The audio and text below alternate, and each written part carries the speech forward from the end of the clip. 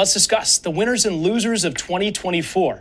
Let's bring in management and marketing professor from Touro University, John Tantillo. There's been lots of different storylines of 2024. I mean, the big one is that Trump taking back office in a political comeback. What a storybook year he had. Who else rounds out your top 5 winners for 2024? Well, I just thank you for having me, by the way. But I just want to say one thing, that Trump was able to do something that he didn't do in the past, and what I call political intelligence, where he combined marketing with the ground game, with the legal game, and that's why he won. Other winners would be Musk, by him getting very, very close to President Trump. And there's almost like a bromance going on there. Mm-hmm. And then if we move into the commercial world, Amazon, wow, has Amazon really captured the minds and hearts of their consumers?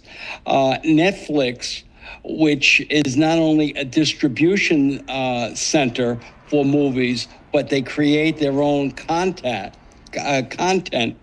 which is absolutely great. And here's a sleeper.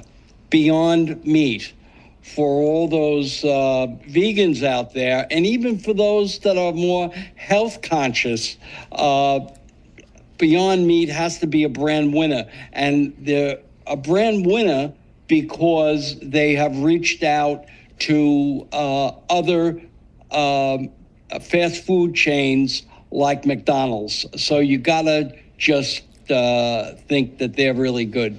Yeah, and Netflix, they're hosting sporting events now. We saw the Jake Paul, Mike Tyson fight. That was on Netflix, and there's some other sporting events too there. Amazon, I noticed too, when you go to the malls, at least over the holiday season, they didn't seem as busy. I think a lot of people are taking advantage of the online shopping, how easy it is, but great points there.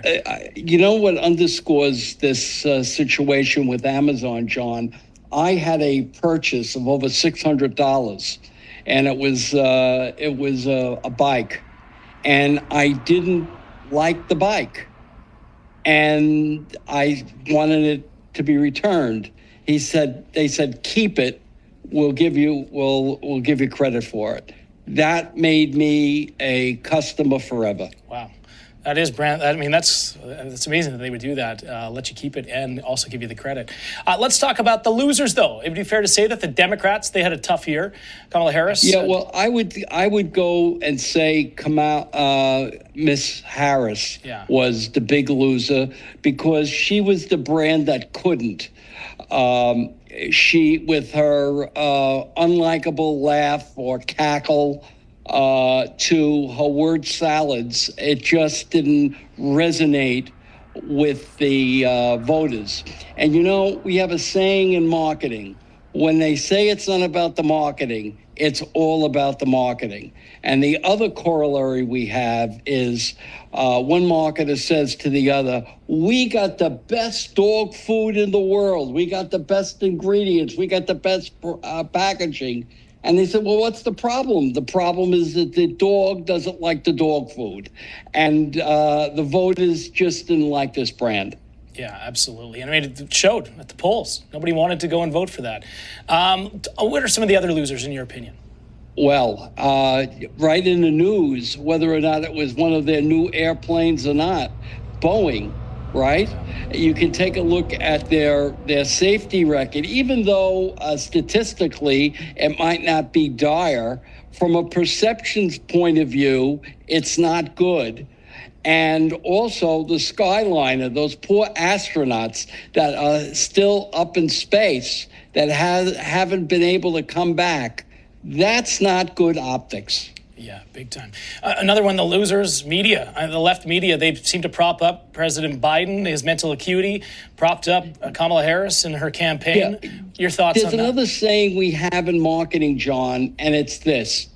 It's not about you as the marketer. It's all about the customer. I mean, how much can you take of criticizing a brand that you, in fact, like? It would be like them criticizing a brand that is advertising on their network and giving you all the reasons why you shouldn't drink Coca-Cola, for example. Right. You don't want to do that. They're your customers that are paying the bills. And so the mainstream media, and here's another one from out of left field, Peloton. Remember in the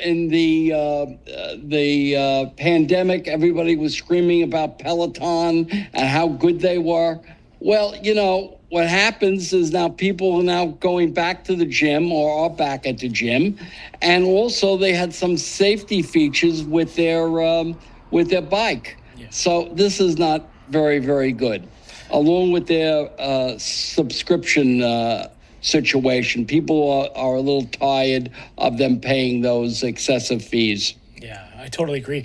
We'll see who's going to be the winners and losers of 2025. That we'll continue to follow that.